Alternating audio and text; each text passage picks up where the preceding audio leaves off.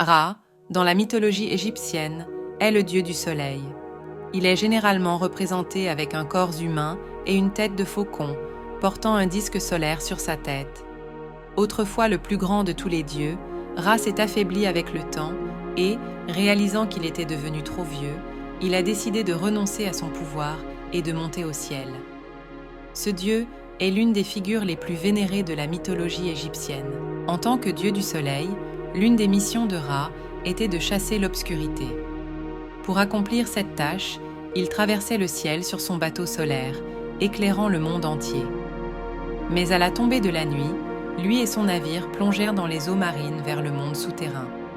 Là, il devait naviguer à travers le monde des ténèbres et franchir les 12 portes, représentant les 12 régions du monde souterrain. Ra mettait 1 heure pour franchir chaque porte. Dans l'une de ces portes se trouvait Osiris, le seigneur du monde souterrain, que Ra visitait toujours pour lui rendre hommage. Cependant, avant de quitter l'obscurité du monde souterrain, Ra était attaqué par le terrible serpent Apophis.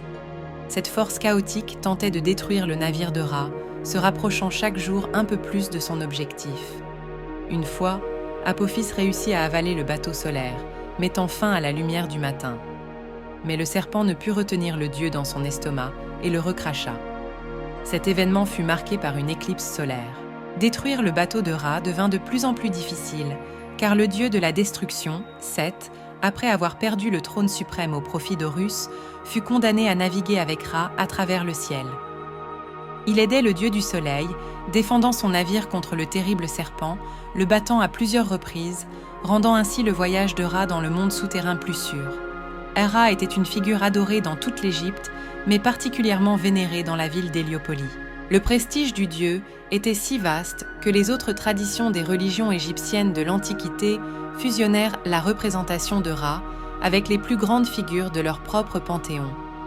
Par exemple, les figures des dieux suprêmes, Amon et Atum, étaient également connues sous les noms d'Amon-Ra et d'Atum-Ra. Le nom de Ra fut utilisé par de nombreux pharaons. Ramsès en est un exemple bien connu, son nom signifiant fils de Ra ou le fils du soleil, renforçant ainsi sa divinité aux yeux de ses sujets. Si vous avez aimé cette histoire fascinante, n'oubliez pas de vous abonner à notre chaîne et de liker la vidéo.